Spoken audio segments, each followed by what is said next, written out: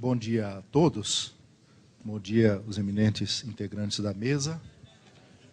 Vamos dar início às atividades deste dia com um painel da maior importância sobre os direitos constitucionais dos administrados à luz do devido processo legal sancionador, definição, apuração e aplicações de infrações e sanções administrativas no sistema regulatório brasileiro. Vamos ter como expositores o eminente ministro Teori Albino Zavascki, que é uma honra muito grande para todos nós ouvirmos a Sua Excelência. O ministro Teori Albino Zavascki é ministro do Superior Tribunal de Justiça, mestre e doutor pela Universidade Federal do Rio Grande do Sul e professor das Faculdades de Direito da Universidade de Brasília e da Universidade Federal do Rio Grande do Sul. Também integra a mesa como painelista o eminente magistrado Jairo Gilberto Scheffer, que é juiz federal do Tribunal Regional Federal da 4ª Região e assistente da presidência do mesmo Tribunal Regional Federal, doutorando em Direito pela Universidade de Coimbra e mestre em Direito pela Universidade Federal de Santa Catarina. O ministro Teori Albino Zavascki, além do mais, tem uma extraordinária obra jurídica no campo processual e é um dos condutores das vertentes do direito processual moderno, sobretudo um grande líder da formação das correntes do pensamento jurídico no nosso Superior Tribunal de Justiça. Vamos ter também a participar da mesa o eminente professor e magistrado Ney Prado, que é presidente da Academia Internacional de Direito e Economia, um homem de larga participação no meio jurídico nacional, inclusive tendo tido marcante atuação como na história do nosso direito, mesmo, me lembro bem, por época da elaboração da dos trabalhos preparatórios de elaboração da nossa Constituição e da própria elaboração. Faz parte da estrutura do seminário, do painel, a possibilidade de elaboração de perguntas. Essas perguntas deverão ser encaminhadas por escrito às recepcionistas do auditório. Os eminentes integrantes do painel, expositores, terão o prazo, em princípio, de 20 minutos para a apresentação e 30 minutos depois se seguirão para os debates. Pessoalmente, eu terei uma dificuldade, dependendo do horário que se prolongue, de forma que eu terei, eventualmente, de me ausentar um pouco antes de terminar o painel. Peço, desde já, escusas aos eminentes integrantes do painel, expositores e doutor Ney, e ao auditório. E, se isso acontecer, eu vou solicitar ao eminente professor Ney Prado que prossiga na direção dos trabalhos do painel. Tenho a honra muito grande de passar a palavra ao primeiro expositor, o eminente ministro e professor Teori Albino Zavascki. Estimado colega e amigo ministro Sidney Benetti, estimado colega e amigo juiz Jairo Scheffer, estimado professor Ney Prado, gostaria inicialmente de dizer da minha satisfação, a minha honra de poder participar desse importante evento e faço, nesse sentido, uma referência especial, um agradecimento ao professor Fábio Medina Osório, que me convidou para participar desse painel. Doutor Fábio Medina, que certamente é uma das referências, eu diria, a maior referência nacional em matéria de direito administrativo sancionador, não apenas pelo pioneirismo dos seus trabalhos no Brasil a respeito do tema, mas, sobretudo, pela qualidade dos seus trabalhos nesse importante domínio jurídico, trabalho que, pelo menos no que toca à minha parte, é citado diuturnamente nos tribunais. Então, eu gostaria de agradecer ao presidente do Instituto Internacional de Estudos de Direito de Estado, professor Fábio, por essa oportunidade. O nosso tema é a formatação, eu diria, dos procedimentos e das penalidades no âmbito do poder administrativo sancionador. Quando se fala em poder administrativo sancionador, se fala inicialmente em sanção. O que é a sanção? Sanção, no seu sentido genérico, é toda a consequência decorrente do descumprimento de uma norma jurídica. No sentido genérico, toda norma jurídica traz embutida na sua essência uma determinada consequência pelo seu descumprimento. É por isso que se diz que a estrutura de toda norma jurídica, qualquer norma, ela tem dois enunciados. Um enunciado chamado de norma primária, que é o enunciado da conduta, e um segundo enunciado, que está implícito ou explícito, que é o enunciado da sanção, da consequência pelo descumprimento da norma. De modo que toda norma, qualquer norma, ela é estruturada com esses dois enunciados que se enlaçam entre si num juízo hipotético, disjuntivo, como se diz na teoria geral do direito. O primeiro enunciado dizendo como deve ser a conduta, e o segundo enunciado, qual é a consequência pelo descumprimento da conduta. De modo que qualquer norma traz embutida uma consequência. Essa consequência que genericamente se chama de sanção. Agora, quando se fala em estado sancionador, nós não estamos falando de qualquer sanção. Porque a sanção jurídica ela pode ser classificada em dois grandes grupos. Nós temos aquilo que nós chamamos de sanção civil, ou sanção, a sanção reparatória, que consiste na reposição do estado anterior ao descumprimento. A consequência jurídica é a reposição do estado anterior. Estado anterior que pode ser o estado anterior de fato, como, por exemplo, quando a sanção é o ressarcimento de danos materiais. E nós temos a reposição do estado anterior jurídico, quando a sanção prevista pelo descumprimento da norma é uma consequência de natureza jurídica, como, por exemplo, a anulação do ato ilegal. Essas são sanções de natureza tipicamente civil.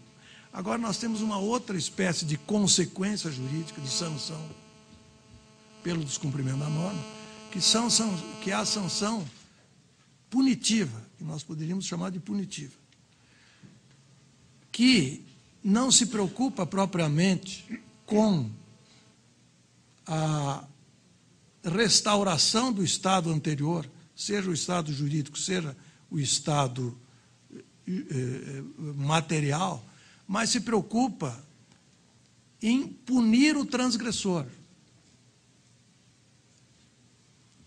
Essa sanção ela tem uma finalidade pedagógica e inibidora. Ela se propõe a punir o ato ilícito, punir pessoalmente quem praticou o ato ilícito. Essa classificação é muito importante porque a manifestação do estado sancionador se dá justamente na aplicação dessas sanções da segunda espécie. São sanções pessoais, de caráter punitivo e não apenas de caráter reparatório ou restaurador. Então, essa segunda espécie de sanção, que é a sanção que tem o elemento aflitivo por natureza, e teleologicamente significa, tem por finalidade justamente inibir a conduta, né? Castigar quem praticou uma conduta ilícita e dar o exemplo, ele tem o seu sentido pedagógico também, de dar o exemplo para que condutas semelhantes não sejam reiteradas, seja pelo infrator, seja pelos demais membros da sociedade. Então, esse é o sentido dessa segunda classificação de sanção, e o Estado sancionador, a manifestação do Estado sancionador se dá justamente nesse tipo de aplicação de pena. Essas penas, a manifestação mais típica são as sanções penais. As sanções de natureza penal são as manifestações mais típicas dessa segunda espécie de consequência jurídica pelo descumprimento da norma. Mas nós temos também, fora do direito penal, sanções punitivas, que se manifestam no âmbito do direito administrativo.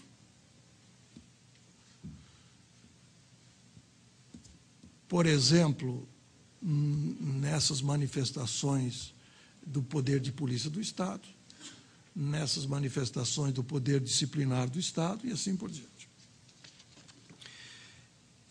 Essa classificação é importante porque, na aplicação das sanções, há toda uma principiologia diferente das sanções, da aplicação das sanções no âmbito reparatório, vamos dizer assim, em relação ao âmbito punitivo propriamente dito. A Constituição traz algumas linhas fundamentais para estabelecer o devido processo sancionador. Nós temos na Constituição, em primeiro lugar, o princípio da legalidade. Ninguém é obrigado a fazer ou deixar de fazer alguma coisa, senão em virtude de lei. Esse princípio é um princípio que consagra a liberdade. Ninguém pode ser obrigado a fazer ou deixar de fazer alguma coisa, senão em virtude de lei. Sob um primeiro aspecto, o princípio da legalidade é um princípio da liberdade. As pessoas são livres para se conduzir. Mas, num segundo aspecto, o princípio da legalidade pode ser visto também como um princípio de restrição da liberdade. A lei pode estabelecer condutas obrigatórias. Ninguém é obrigado a fazer ou deixar de fazer alguma coisa senão em virtude de lei. Logo, a lei pode obrigar alguém a fazer ou deixar de fazer alguma coisa. Quer dizer, o princípio da legalidade é o princípio básico de qualquer Estado democrático de direito, e é um princípio de consagração da liberdade, mas é um princípio de limitação da liberdade contraditoriamente.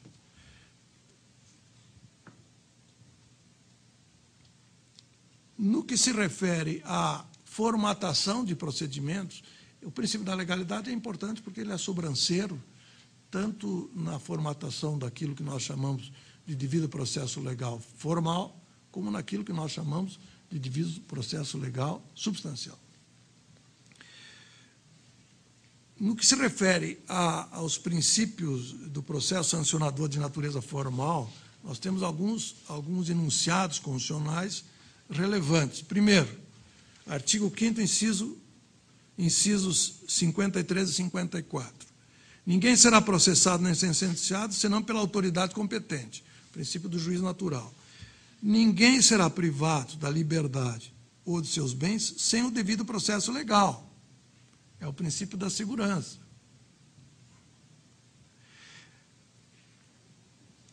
Processo legal, que do ponto de vista formal, está no inciso 55. Aos litigantes em processo judicial ou administrativo e aos acusados em geral são assegurados o contraditório e a ampla defesa, com os meios e recursos a ela inerentes. Isso é um princípio fundamental, está no capítulo dos direitos e garantias fundamentais. Aos litigantes em processo judicial ou administrativo e aos acusados em geral são assegurados contraditório, ampla defesa, com os meios e recursos inerentes. Recentemente, foi também consagrado explicitamente um segundo princípio, um outro princípio formal importante, que implicitamente era já reconhecido no nosso sistema, até porque era explicitado, vinha explicitado em vários normativos e acordos internacionais, tratados internacionais de que o Brasil é parte. É o princípio da duração razoável do processo, é o inciso 78 do artigo 5º. A todos, no âmbito judicial e administrativo, são assegurados razoável duração dos processos e os meios que garantam a celeridade da sua tramitação. Certamente, as virtualidades desse dispositivo ainda têm que ser exploradas devidamente no nosso sistema. A quem se dirigem esses enunciados constitucionais? Eu diria que esses enunciados constitucionais têm 3 destinatários. Em primeiro lugar, o legislador. O legislador é que tem o dever de dar concretude normativa infraconstitucional mediante a formatação de procedimentos adequados a estabelecer o devido processo formal. O legislador é que tem que estabelecer, no âmbito infraconstitucional, no que vai consistir já exatamente o contraditório, a ampla defesa, os recursos, quais são os recursos inerentes, enfim. E, na formatação desses procedimentos, seja no âmbito administrativo, seja no âmbito judicial, ele vai ter que balancear justamente esse conjunto de princípios. Ao mesmo tempo que se assegura ampla defesa e contraditório e recursos, o que naturalmente envolve a necessidade de despender tempo, quer dizer, o tempo, a duração do processo, em alguma medida, é inerente ao processo. Quer dizer, nós, quando reclamamos a celeridade do processo, inclusive do processo administrativo, nós temos que considerar que nós não podemos assegurar ampla defesa de contraditório e recursos sem uma duração do processo. Agora, nós temos que compatibilizar isso com o artigo da Constituição que assegura, como direito fundamental, a duração razoável do processo. De modo que aqui o legislador, na formatação dos procedimentos, inclusive na formatação do devido processo legal para aplicação de sanções punitivas, no âmbito extrajudicial, no âmbito administrativo, vai ter que compatibilizar. É por isso que nós podemos estabelecer ritos diferentes.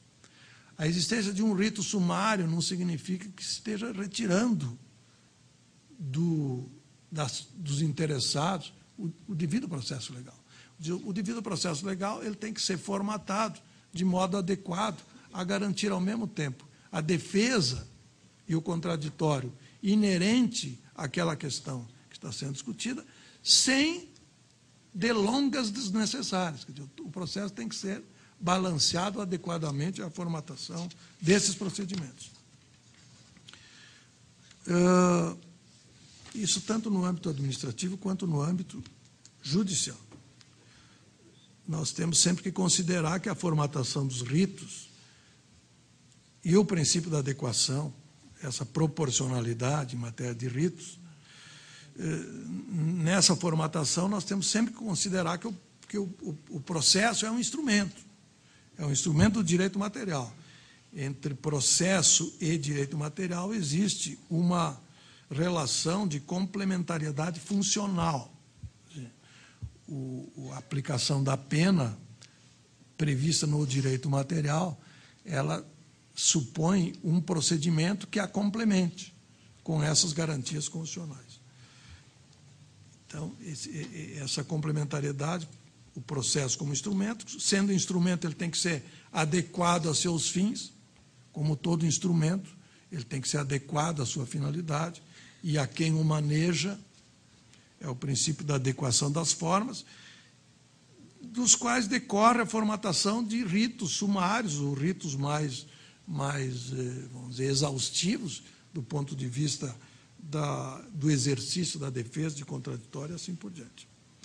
Em primeiro lugar, então, os princípios constitucionais se destinam ao legislador, que tem esse dever de formatar ritos, vamos dizer assim.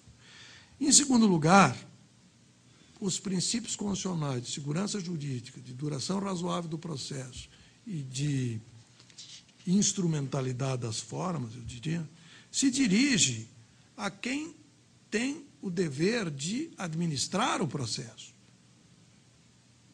O juiz, ou, no caso de processo administrativo, o administrador. Quer dizer, desses deveres constitucionais decorre o dever de diligência do juiz e do administrador na condução do processo e no controle do exercício da ampla defesa do ponto de vista prático.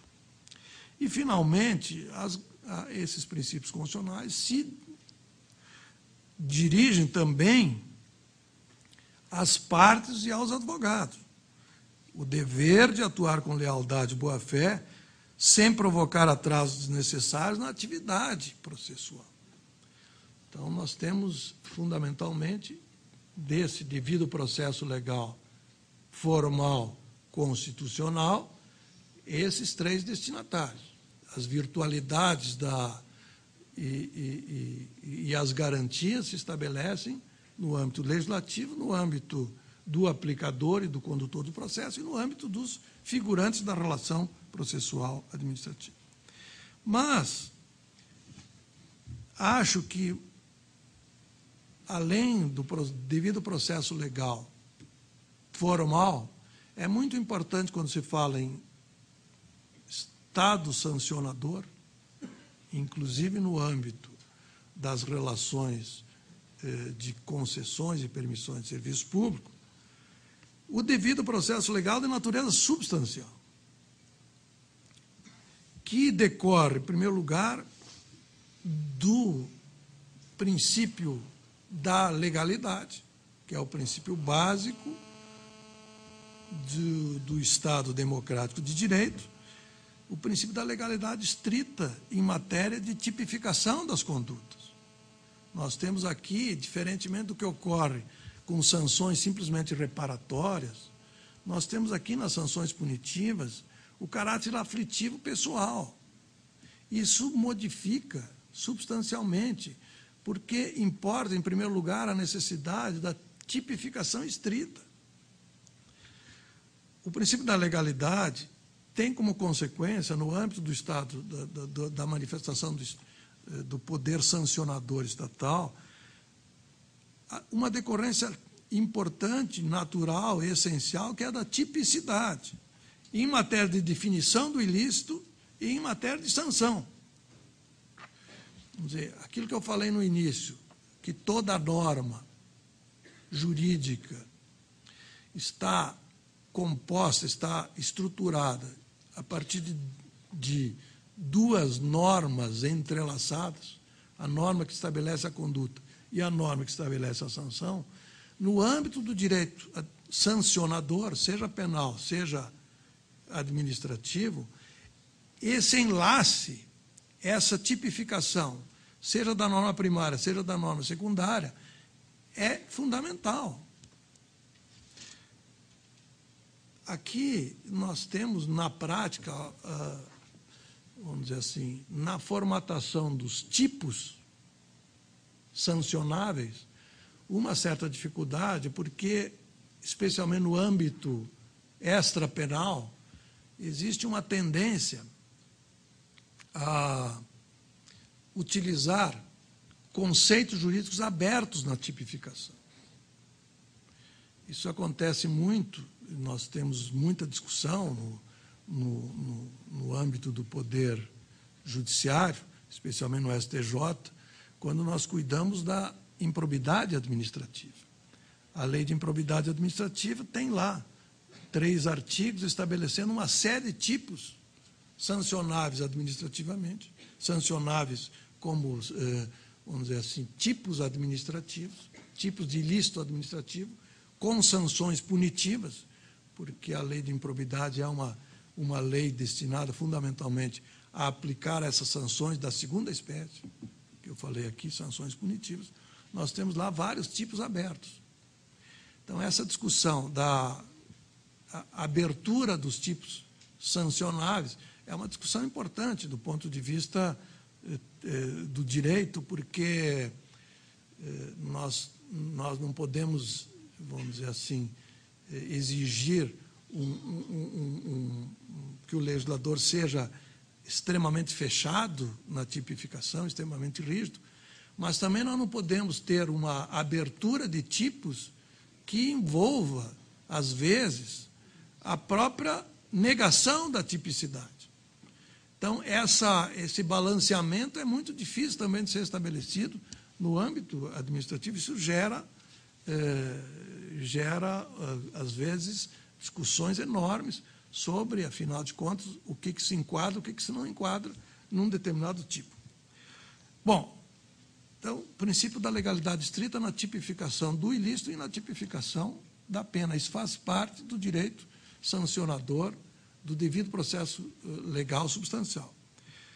O segundo princípio importante, do ponto de vista substancial, no meu entender, nessa segunda classe de penalidades, a penalidade é a sanção tipicamente punitiva, é o da responsabilidade subjetiva. De algum modo, não vejo como, nesse tipo de sanção, nós fugirmos da responsabilidade subjetiva. Ao contrário do que ocorre nas sanções simplesmente reparatórias, em que há um campo grande, um campo mais largo para a aplicação de sanções com base na responsabilidade objetiva, me parece que no âmbito da aplicação de sanções punitivas, nós não temos essa abertura. Eu sempre cito o exemplo, e cito esse exemplo porque é o exemplo mais corriqueiro no âmbito da nossa experiência no STJ, de novo, as sanções por improbidade administrativa. Que lá se prevê, numa das tipificações, a possibilidade de conduta culposa. E isso estabeleceu uma discussão, porque nas outras espécies de conduta, o legislador não disse se a conduta era culposa ou dolosa. E isso abriu margem a se pensar até que se pudesse estar presente aí diante da possibilidade de punir com base na responsabilidade objetiva. Quando o legislador diz conduta dolosa ou culposa, me parece que ele está abrindo a possibilidade da conduta culposa, porque, em regra, em matéria de aplicação de sanção punitiva, em regra, se exige a conduta dolosa. De modo que a conduta culposa, essa é que tem que ser explicitada. Se o legislador não fala em dolo ou culpa, me parece que, em princípio, você tem que exigir para a punição a conduta dolosa. O terceiro importante princípio de natureza substancial no processo administrativo sancionador, que está enlaçado, de certo modo, com o princípio da responsabilidade subjetiva, é a questão da culpabilidade. Culpabilidade que tem como consequência importante a presunção da inocência. Isso é muito importante, porque tem um reflexo processual, judicial, significativo, especialmente no que se refere ao ônus da prova. Em matéria penal, nós não temos dúvida que todo ônus da prova é de quem acusa.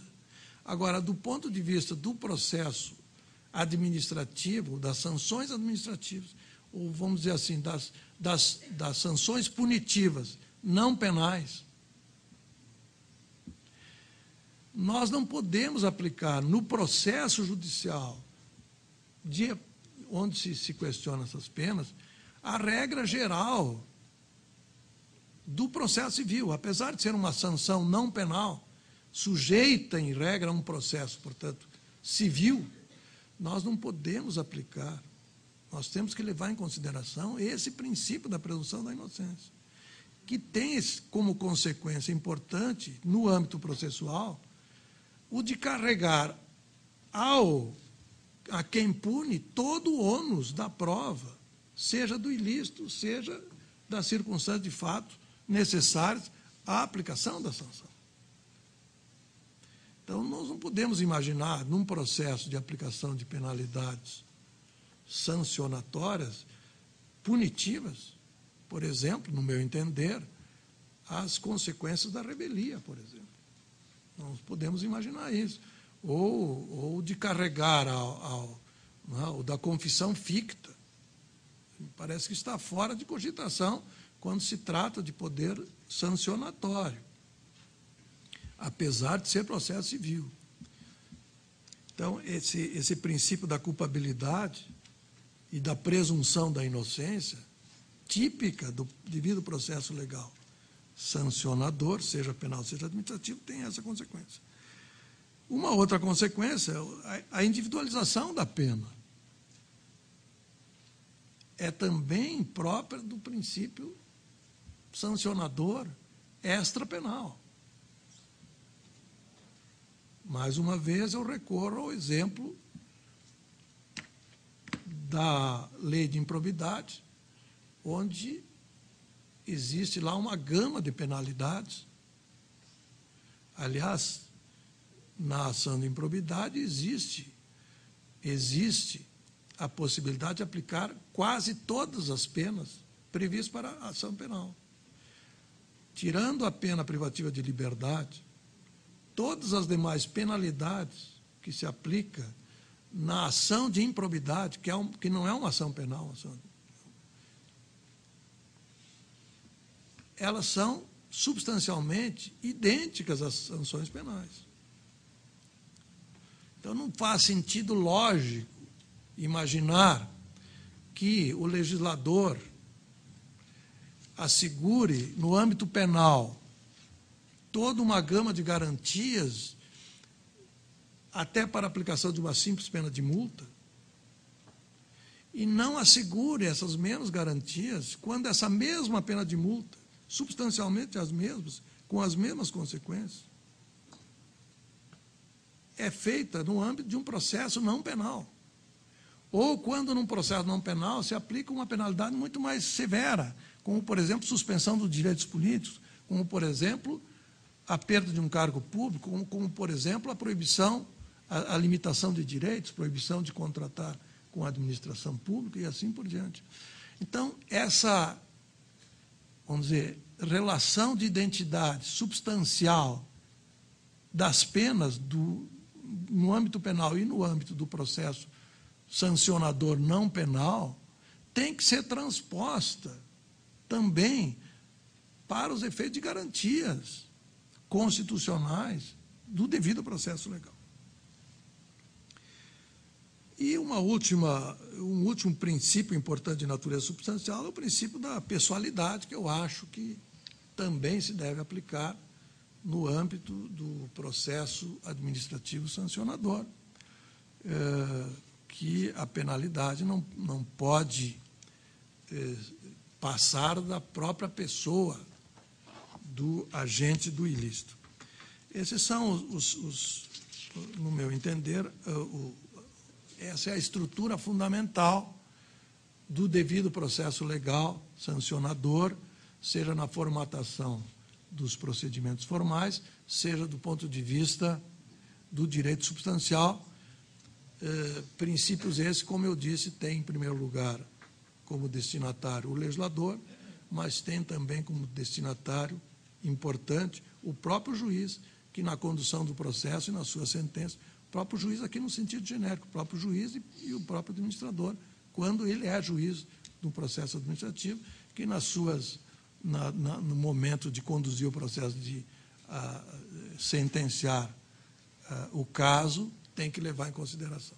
Eu agradeço muitíssimo essa oportunidade e fico à disposição, então, para eventuais questões no seu momento oportuno. Muito obrigado.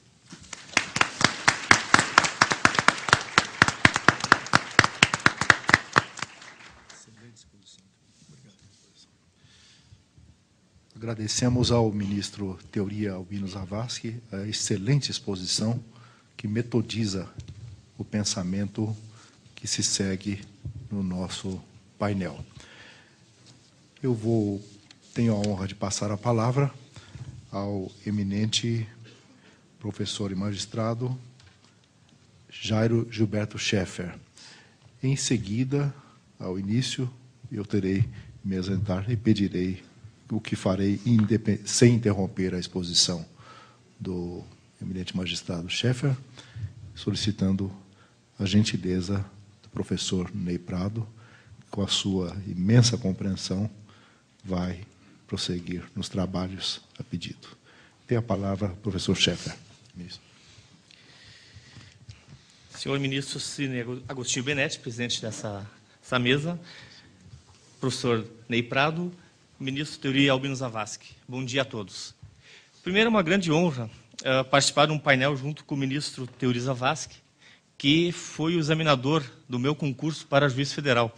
E justamente da disciplina Direito Constitucional, que posteriormente eu vim me especializar e trabalhar. Então, o ministro Theori, para o bem e para o mal, tem alguma responsabilidade pelo que eu sou hoje no âmbito da Justiça Federal. E também porque eu tive a honra de, quando o ministro foi presidente do nosso Tribunal Regional Federal da 4ª Região, de ser por ele indicado juiz federal diretor do foro da subseção de judiciário de Blumenau. E isso sempre é uma honra muito grande, principalmente pela autoridade de quem faz a indicação. Falar depois do ministro Theori Zavascki gera duas questões. Que gera uma expectativa muito grande para o expositor pela qualidade da sua intervenção. Mas, por outro lado, me atribui uma liberdade maior, porque, afinal, tudo aquilo que era importante já foi falado, e, portanto, eu posso ter uma liberdade maior para expor esse mesmo tema. Então, eu peço licença para o presidente da mesa para falar em pé. Com sua licença. Quando o professor Fábio Medina convidou-me para falar nesse evento, de imediato me assaltou uma dúvida muito grande. A plateia já anunciada era reconhecidamente qualificada. Então, o que eu poderia vir aqui falar para uma plateia que tem um conhecimento profundo sobre esse tema envolvendo atividade regulatória? E falava o professor Fábio Medina, que tive também a honra de ser da turma de promotor de justiça do professor Fábio Medina, trabalhamos junto em Uruguaiana, na atividade do júri, que eu buscaria tratar hoje aqui do tema a partir da ótica prática, aquela ótica que eu, como juiz federal hoje, convocado junto ao Tribunal Regional Federal da 4ª Região, estou enfrentando diariamente. Ministro Theori Zavascki, hoje a questão mais importante e essencial quando se trata de atividades regulatórias é qual o elemento do direito constitucional, e é esse o elemento que eu irei trabalhar, que passa a ser determinante na interpretação dessas normas infraconstitucionais. Os litígios judiciais hoje são imensos nessa área dos direitos fundamentais, seja no âmbito do direito do consumidor, seja no âmbito do direito ambiental, seja no âmbito do direito da concorrência. Essencialmente, tratando da possibilidade ou não de se estabelecer uma ponderação entre dois elementos essenciais. De um lado, a eficácia dos direitos fundamentais no âmbito dessas relações. E de outro, qual é a qualidade desta intervenção dos direitos fundamentais. No meu entender, a questão essencial, ela passa essencialmente por uma resposta a uma pergunta preliminar, uma pergunta inicial. qual é a função dos direitos fundamentais em uma sociedade democrática contemporânea como a brasileira. Ou seja, o que nós, cidadãos, o que nós, operadores jurídicos, o que, enfim, a própria sociedade brasileira, ela deve esperar dos direitos fundamentais. E, no meu entender, essa relação que se estabelece entre direitos fundamentais e direitos dos administrados, primeiro, ela deve levar em conta um elemento essencial. Qual é o local dos direitos fundamentais? Por quê?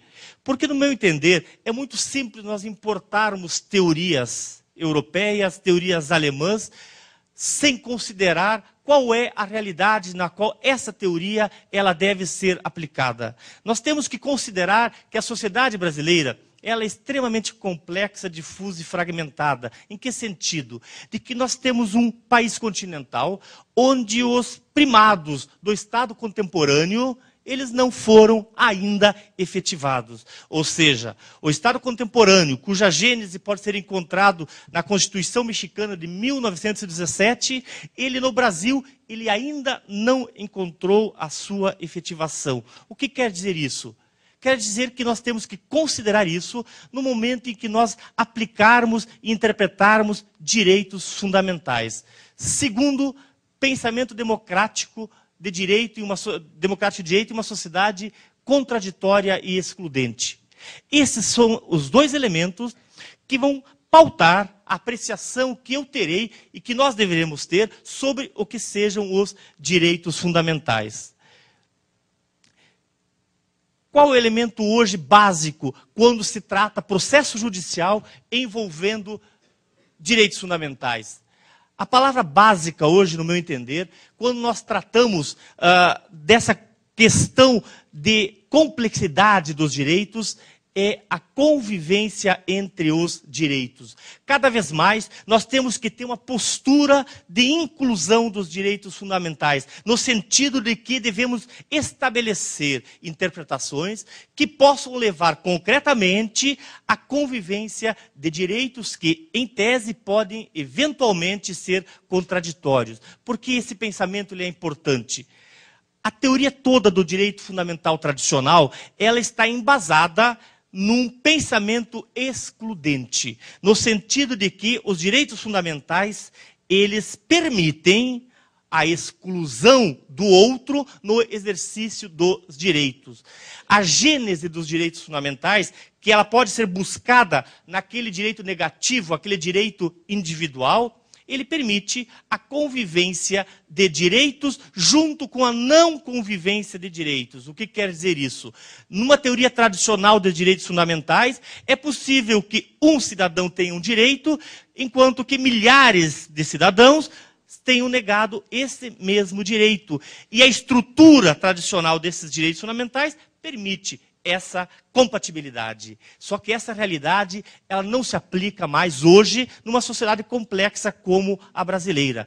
Cada vez mais o exercício dos direitos fundamentais, ele vai depender do exercício solidário de todos os direitos. O direito ao meio ambiente, ele deve conviver com o direito ao desenvolvimento. O direito dos consumidores, ele deve conviver com o direito da livre iniciativa. Antes, esses direitos eram direitos absolutamente excludentes. Hoje são direitos complementares. Em que sentido? Nós, operadores jurídicos, ao aplicar leis infraconstitucionais, ao interpretar direitos fundamentais, nós temos que buscar esta convivência harmônica entre os direitos. Essa fotografia, ela sintetiza esse pensamento. Florianópolis, capital na qual eu trabalhei bastante tempo como juiz federal, eu tenho uma situação absolutamente idêntica. Se nós pautarmos o nosso raciocínio por um pensamento tradicional dos direitos fundamentais, nós teríamos que optar. Ou teríamos o direito ao meio ambiente, ou teríamos o direito de ir e vir.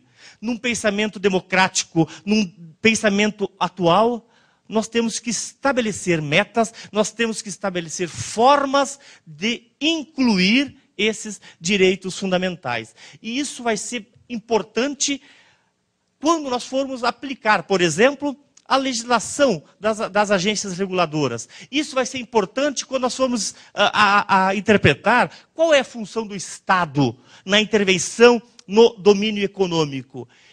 Basicamente, os direitos fundamentais, eles têm duas funções essenciais. A primeira, a tradicional, é a função de proteção, que é basicamente uma relação vertical dos direitos fundamentais, no sentido de que se estabelece uma relação entre Estado de um lado, e de outro cidadão administrado titular de um direito. Essa primeira função, que é uma função de proteção, essencialmente ela se estabelece numa relação de poder.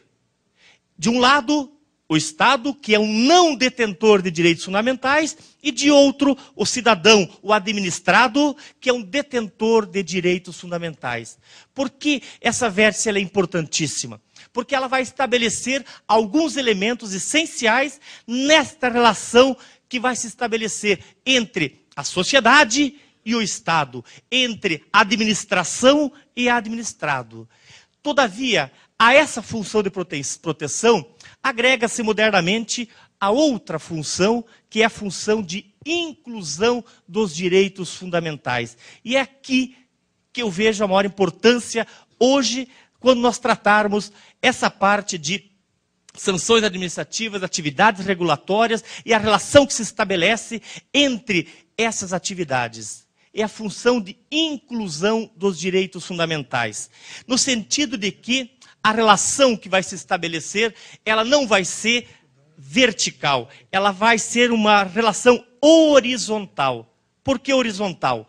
Porque se naquela relação inicial, o único elemento era o Estado, que estava obrigado a cumprir direitos fundamentais, nessa segunda fase dos direitos fundamentais, que é a fase contemporânea, é a fase difusa e coletiva dos direitos fundamentais, nós vamos trabalhar um outro elemento, que é a inclusão do cidadão nesta relação de direitos fundamentais. O cidadão, ele, o administrado, nós todos, nós passamos a ser titulares de direitos, mas também passamos a ser obrigados a cumprir os direitos fundamentais. E por que essa relação que ela vai ser essencial? Porque ela vai estabelecer um novo procedimento no que se refere à efetivação dos direitos fundamentais. Ela vai introduzir um novo elemento, que é a solidariedade social. Se lá naquela primeira fase dos direitos fundamentais eram direitos essencialmente de caráter individual, egoísticos, quando nós migramos para uma nova fase dos direitos fundamentais, onde se estabelecem essas relações horizontais, nós estamos no campo do direito ambiental. Nós estamos no campo do direito dos consumidores, nós estamos no campo do direito da concorrência, nós estamos no campo da intervenção do Estado e seus limites na regulação das atividades econômicas. Então, a forma de ver os direitos fundamentais, ela muda o seu método de assimilação. Se lá, naqueles direitos de primeira geração, naqueles direitos, alguns de segunda geração, nós tínhamos uma noção essencialmente, marcadamente individual, aqui nós passamos a ter uma relação marcadamente difusa, que é essencialmente o modo, o local dos direitos fundamentais no âmbito das atividades reguladoras. Estava conversando antes da palestra com o ministro Teori Zavascki, só de processos envolvendo a assinatura básica da telefonia, nós devemos ter 1 milhão de processos. Quase 1 milhão de processos. Veja bem, não há como nós interpretarmos esta situação da mesma forma que nós trabalhávamos e enfrentávamos aquele processo de uma pessoa contra outra pessoa. Nós temos um novo marco de interpretação jurisprudencial e jurisdicional. Isso implica, ministro, não só uma nova forma de ver os direitos fundamentais, mas também uma nova forma de ver a função judicial na resolução desses conflitos. Vamos pegar um exemplo de como é imprescindível que nós façamos a evolução. Quando eu era criança, eu sou do interior do Rio Grande do Sul, Lajeado Bonito. Lá, naquela época, o meu pai, quando ia fazer alguma compra, ele ia no bolicho da esquina, que é um pequeno comércio, lá do interior, ele ia para o proprietário e dizia, eu quero 200 gramas de arroz, o proprietário pegava o arroz e colocava no saquinho. Eu quero 150 gramas de feijão, ele colocava, pesava, o senhor anota na minha ficha. Ok. Nessa mesma época, esse mesmo período, se alguém entrasse com uma ação judicial, lá perante o judiciário, lá de Três Passos, interior do Rio Grande do Sul, qual era o procedimento? Uma petição escrita, um papel escrito, assinado por advogado, o juiz mandava citar outra parte, ouviam-se testemunha, datilografava seu depoimento, o juiz levava o processo para casa, sentenciava e estava feita a resposta. Como é que é hoje essa relação de consumidor? Hoje, o consumidor, não existe mais essa possibilidade de ele pegar esse arroz, esse feijão individualmente. Hoje nós estamos evoluindo nessa relação para grandes supermercados com vendas pela internet, pelas vendas online. Como é que nós estamos na justiça? Nós estamos basicamente ainda no mesmo sistema daquela época. Tira a máquina de escrever, coloca o computador em alguns lugares. Em outros ainda é a máquina de escrever. Mas a dinâmica é absolutamente a mesma. É compatível essa dinâmica com essa nova feição? Evidentemente que não. Então, no meu entender, ministro Theori Zavascki, não só do ponto de vista dos direitos fundamentais, nós temos que fazer essa evolução desse método de exclusão para o método de inclusão, mas também do ponto de vista do acesso à jurisdição. Acesso à jurisdição não é somente abrir as portas do judiciário. Não é facilitar que o cidadão acesse ao judiciário. É, acima de tudo, atribuir uma resposta célere, efetiva e em prazo razoável. E nós só podemos estabelecer isso se nós nos adaptarmos a essa nova situação. Essas ações de massa, elas exigem que haja uma nova postura do judiciário e uma nova forma de solução. Por que isso é relevante? Porque essa forma de inclusão, ela vai nos trazer duas questões essenciais, que vão pautar todo o nosso procedimento e toda a nossa forma de ver. Como eu vou, como juiz, resolver um grande processo, uma ação civil pública envolvendo uma hidrelétrica, que nós tivemos casos complicadíssimos lá, envolvendo em Santa Catarina. Como é que eu, como juiz, vou resolver a possibilidade ou não de plantação de eucalipto?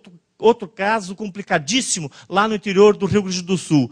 Como eu, como juiz, vou resolver grandes questões envolvendo assinatura básica, por exemplo, ou limites da concessão de um serviço público. Essencialmente, é através desse novo modo de ver os direitos fundamentais. Quais são duas questões essenciais? Nós vamos manter aquela relação de Estado-cidadão, mas nós vamos incluir uma outra relação na solução de todas essas questões, que é a relação cidadão-cidadão.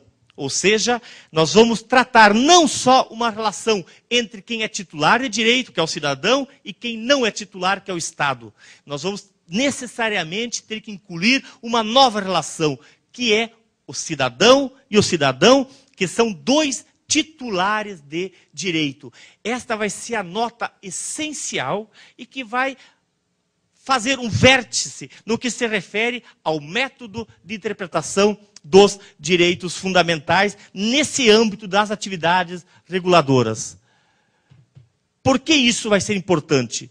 Porque no âmbito dos direitos fundamentais e no âmbito das atividades sancionadoras, nós temos no Brasil um desenvolvimento infraconstitucional, um desenvolvimento legislativo bastante insuficiente no que se refere à concretização de direitos fundamentais. Ou, em outras palavras, Diferentemente da Europa, onde a legislação infraconstitucional ela é bastante consistente no que se refere a limites, no que se refere à conceituação, no que se refere a procedimento de qual é a atividade que as agências reguladoras terão perante a sociedade, como no Brasil, essa evolução, embora existente, ela é absolutamente lenta e insuficiente. Nós, intérprete, temos que resgatar do ponto de vista constitucional, do ponto de vista do direito constitucional, qual é o método de aplicação dessas normas. Qual é a concepção que nós temos hoje dos direitos fundamentais?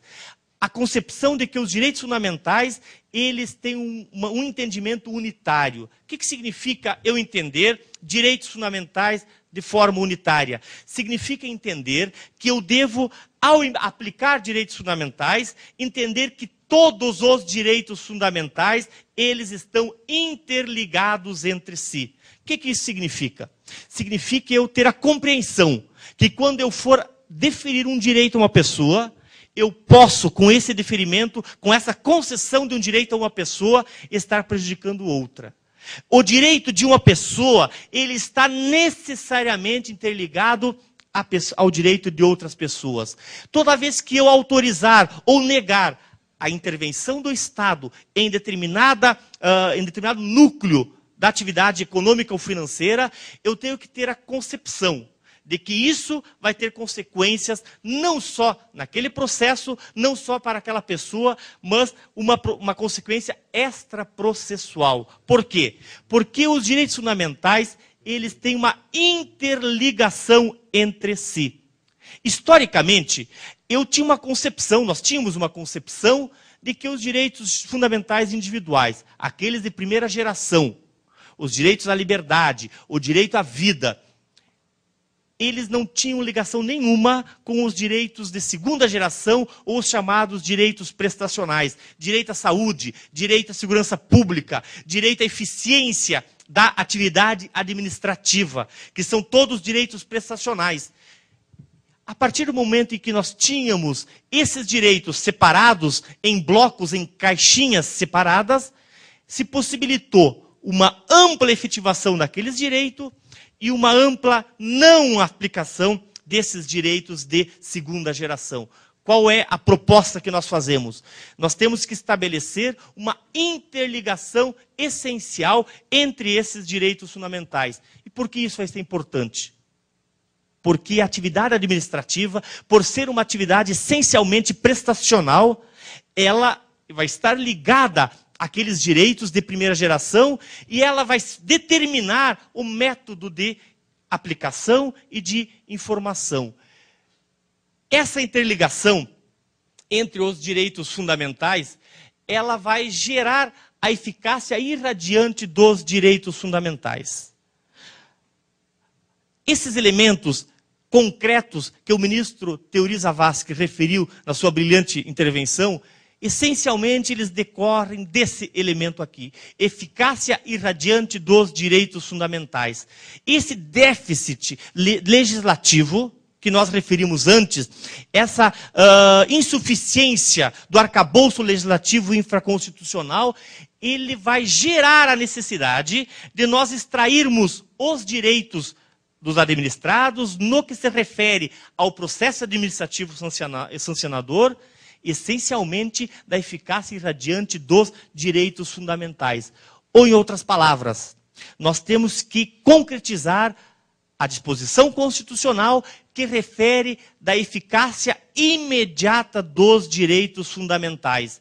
Nós não podemos aguardar legislação ou qualquer intermediação legislativa infraconstitucional. Os direitos fundamentais, eles mesmos é que vão regulamentar o próprio processo administrativo sancionador. Por que isso é importante? Porque nós vamos aplicar diversos princípios que são aplicáveis historicamente ao direito penal, em virtude do seu caráter sancionador, também ao processo administrativo, ao processo regulatório. Qual é a consequência essencial disso? quando nós trabalhamos sanção administrativa, quando nós trabalhamos agências reguladoras, quando nós trabalhamos intervenção do Estado na atividade econômica, essencialmente, essa intervenção ela deve se pautar pelos princípios constitucionais, que são direitos fundamentais de aplicabilidade imediata. Legalidade, ou seja, é a lei que deve estabelecer quais são os procedimentos, é a lei que deve estabelecer quais são as sanções, é a lei que deve estabelecer qual é a extensão da sanção. E aqui, quando referimos-nos à legalidade, tipicidade, estamos nos referindo à legalidade em sentido estrito, ou seja, lei em sentido material, aquela lei produzida pelo Poder Legislativo. Cláusulas de devido processo legal, cláusulas de culpabilidade, cláusulas de individualização da pena, cláusulas de proporcionalidade, que são elementos intrínsecos ao direito penal, que é o direito sancionador por excelência, que são elementos típicos daquele direito e que são aplicáveis em virtude dessa eficácia irradiante dos direitos fundamentais, também no âmbito do processo administrativo. A necessidade de a lei tipificar infrações administrativas e respectivas sanções vai ser o elemento central, que nós vamos ter que trabalhar sempre a partir dessa consequência jurídica dos direitos fundamentais. Qual foi o elemento, portanto, central da nossa intervenção? O elemento central é de que nós devemos estabelecer qual é a função dos direitos fundamentais no âmbito da atividade reguladora. Qual é a função dos direitos fundamentais no âmbito dessa complexidade que é a sociedade democrática contemporânea. Para isso, eu tenho 3 conclusões importantes e essenciais. Primeiro, devemos sempre considerar qual é a função dos direitos fundamentais nessa nossa sociedade. Conflitos de meio ambiente, conflitos envolvendo consumidores, conflitos envolvendo direito da concorrência, livre iniciativa, reforma agrária, enfim, diversos temas que estão presentes na pauta política e administrativa brasileira contemporânea. Todos esses conflitos, eles só podem ser resolvidos a partir dessa ótica, da migração de uma concepção individualista dos direitos fundamentais para uma concepção coletiva e difusa. Nós temos que ter como juízes, como aplicadores do direito, como intérpretes, cada vez mais a noção de que a consequência da aplicação de um direito, ela vai gerar uma consequência em toda a sociedade. E, portanto, eu devo ter essa contextualização na interpretação dos direitos fundamentais. Segundo, eficácia conglobante dos direitos fundamentais, no sentido de que há uma absoluta inexistência de espaços vazios de regulação dos direitos fundamentais. Ou seja, as regras do direito penal, nós aplicamos as regras protetivas do direito sancionador, do direito penal, nós aplicamos integralmente no sentido da sua proteção no âmbito do direito administrativo sancionador. Não há espaço vazio de interpretação, de aplicação dos direitos fundamentais. E, por último, os direitos administrativos sancionador como elemento de concretização dos direitos fundamentais. Intervenção no domínio econômico, regulação de sanções administrativas, elas são elementos de concretização dos direitos fundamentais. E, portanto, a interpretação que nós daremos a essas consequências, elas devem estar em consonância com esse espírito de proteção dos direitos fundamentais. E, para concluir, quando se trata de direitos, se trata de convivência harmônica entre os direitos. Eu tenho que ter a postura de harmonizar e maximizar os direitos, e não de excluir e não de aniquilar posturas jurídicas. Obrigado. Muito bem.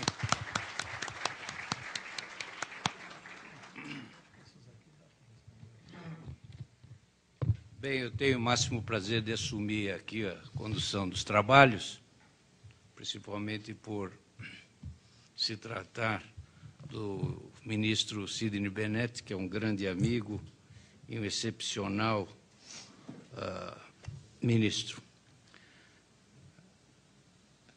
Vamos responder as perguntas, algumas já chegaram aqui, e eu passarei a ler, e cada um dos palestrantes poderá chamar para si a tarefa de responder. A primeira pergunta é a seguinte: muitas vezes o setor regulado envolve relação consumeiristas. Em meio à complexidade de seus parâmetros técnicos, é cabível que a lei setorial restrinja direitos garantidos pelo Código de Defesa do Consumidor, e aqui, entre parênteses, sendo a lei setorial específica e posterior? Nesse sentido, cabe a aplicação do primeiro, da vedação, ao retrocesso no âmbito administrativo? E se dá um exemplo aqui, norma B, podendo suprimir direito garantido anteriormente pela norma A? O ministro responde ou vamos obedecer? Abrir mão da hierarquia. Não, a sua... Essa pergunta é muito interessante porque ela traz um tema absolutamente moderno no âmbito dos direitos fundamentais e está em consonância basicamente com o que eu expus desta migração, dessa evolução da forma de interpretação dos direitos fundamentais. A pergunta refere-se a qual é a consequência do princípio do não retrocesso social ou não retorno da concretização. Essencialmente, esse princípio, amplamente aplicado na Europa e no Brasil ainda em fase inicial de discussão, ele estabelece uma forma de eficácia dos direitos sociais ou direitos prestacionais. Historicamente, se entendia que direitos fundamentais prestacionais, que são esses que estão no Código de Defesa do Consumidor, que são aqueles que exigem que o Estado pratique condutas, que o Estado preste serviços públicos, que o Estado estabeleça procedimentos, são direitos que o Estado deve agir, que esses direitos eles somente são exigíveis na medida em que a lei infraconstitucional estabelecer. O que diz essa teoria do não retrocesso ou não retorno da concretização? De que uma das consequências da eficácia direta dos direitos sociais, que estão na Constituição, é de impedir um passo atrás da sociedade. Ou seja, se através de uma lei, se através de um ato administrativo, a sociedade evoluiu no sentido de concretizar direitos sociais, este avanço, através da lei ou através do ato administrativo, ele está protegido pela norma constitucional de direitos fundamentais. E, portanto, não pode haver a simples revogação desse reconhecimento infraconstitucional. Essa teoria é aplicável no Brasil? Eu não tenho dúvida que sim. Por quê? Porque quando a Constituição ela estabelece o rol dos direitos fundamentais, ela inclui como integrante desse rol de direitos fundamentais vários direitos sociais. O direito dos consumidores, embora esteja em outra parte da Constituição e não no catálogo específico dos direitos fundamentais, eles são direitos fundamentais materiais. Em que sentido? Eles não são formalmente direitos fundamentais, porque não estão no catálogo, mas materialmente eles são e possuem as mesmas características protetivas dos direitos que estão no catálogo dos direitos fundamentais. Então, não pode haver nenhuma espécie de retrocesso, não pode haver alteração do Código de Defesa do Consumidor, não pode haver alteração das leis protetivas do meio ambiente? Pode. O que está protegido por essa cláusula de proteção, de não retorno da concretização, não é a literalidade do direito, aquela literalidade da escrita, mas é o conteúdo do direito.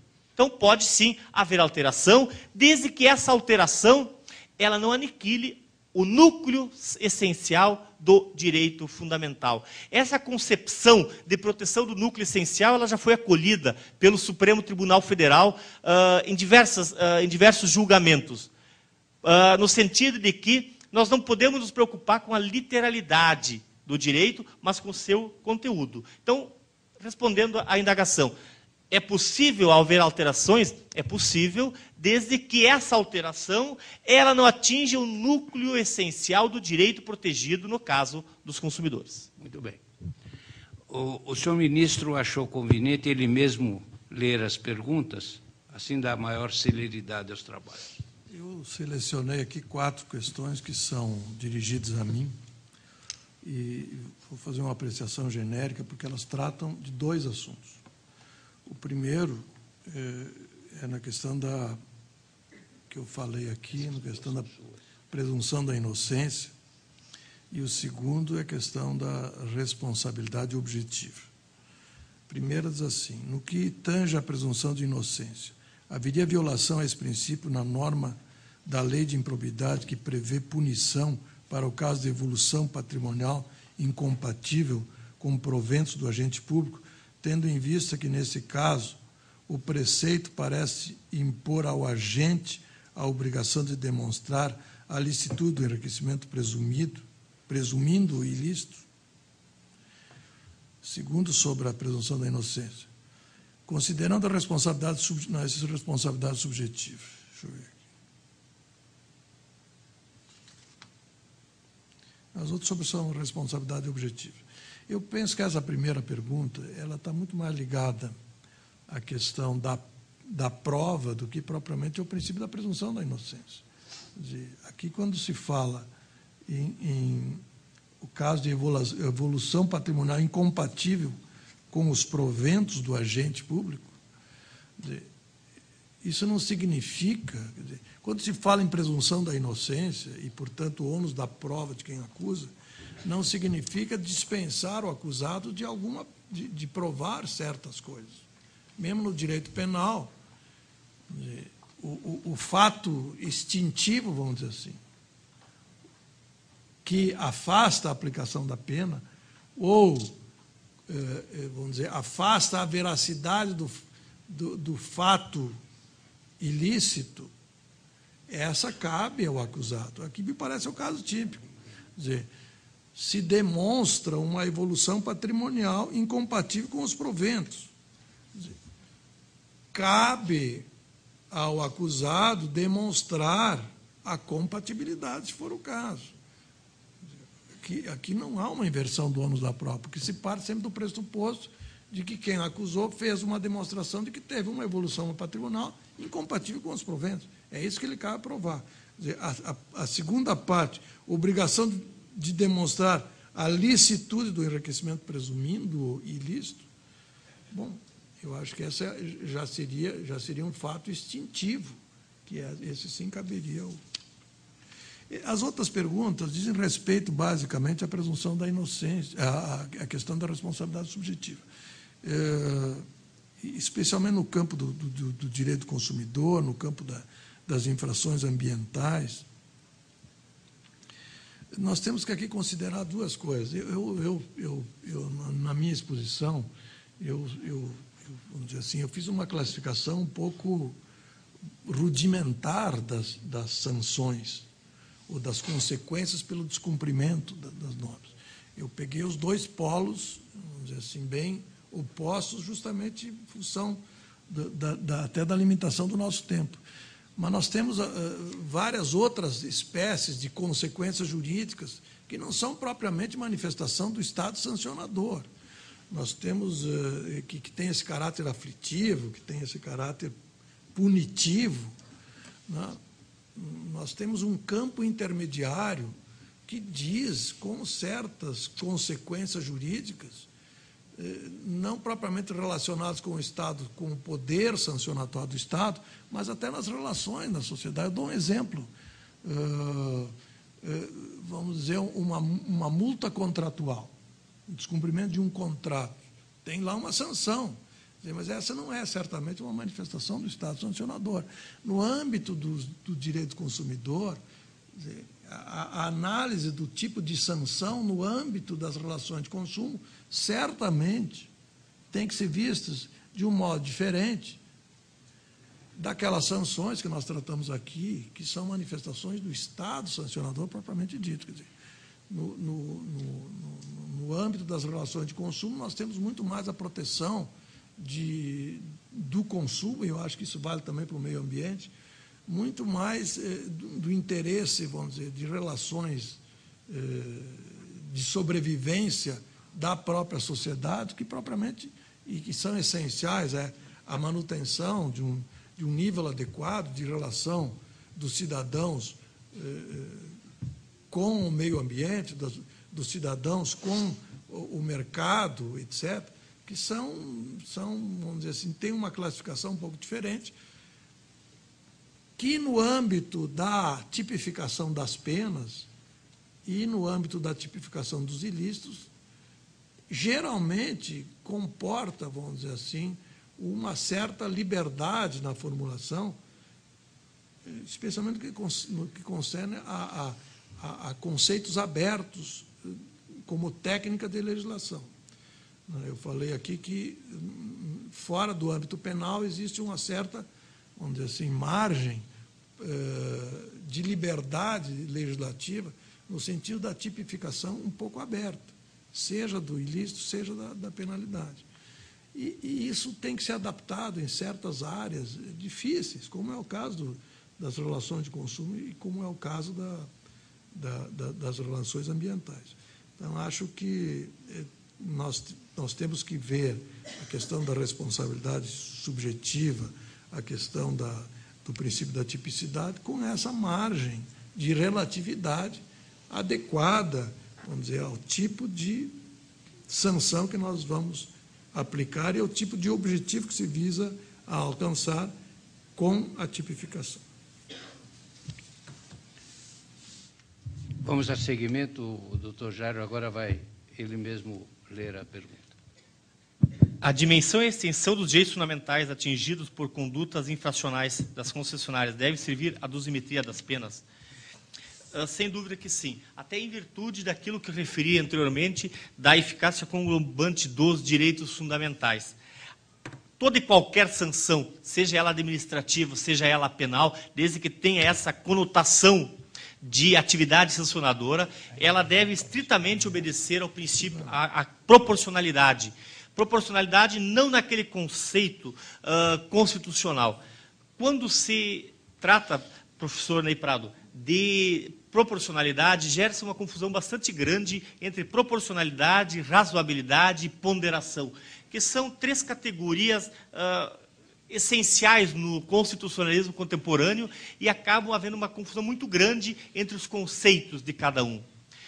No âmbito brasileiro, principalmente na jurisprudência do Supremo Tribunal Federal, há uma simetria entre proporcionalidade e razoabilidade, no sentido de se atribuir o mesmo conteúdo axiológico a esses dois conceitos, e constitucionalmente com a função de limitar a atividade restritiva do poder público, seja através da lei, seja através da administração, seja através da atividade do juiz, atividade judicial, ou seja, proporcionalidade ou razoabilidade enquanto elemento de limitação ou de aferição do grau de possibilidade da restrição dos direitos fundamentais. Ponderação já é um terceiro conceito que pode estar incluso naquele da proporcionalidade. Mas quando nós falamos em proporcionalidade no âmbito da aplicação da sanção, seja penal, seja administrativa, nós simplesmente estamos verificando uma adequação entre o grau, o tamanho da pena a ser aplicada, a qualidade, a quantidade da pena aplicada, e aí sim o grau e a quantidade da infração objetivamente e concretamente considerada. Então, respondendo a essa indagação, no caso das sanções administrativas, a proporcionalidade aqui ela está estritamente ligada à culpabilidade, que também vai ser aplicado no âmbito do direito sancionador administrativo. E aí, sem dúvida, a qualidade, a extensão e a amplitude daquele direito fundamental atingido vai ser relevante ao aferir o grau da culpabilidade e, em consequência, o tamanho e a quantidade e a dosimetria da sanção administrativa aplicada. O ministro vai responder a última pergunta, endereçada a ele. Depois nós temos aqui mais uma. Tendo em vista que os atos dos agentes públicos no exercício do poder de polícia gozam de presunção de veracidade, contra a ausência de provas por parte do agente regulado, seria possível a aplicação de confissão ficta? Eu acho que o princípio é de que não existe confissão ficta em matéria de penalidade.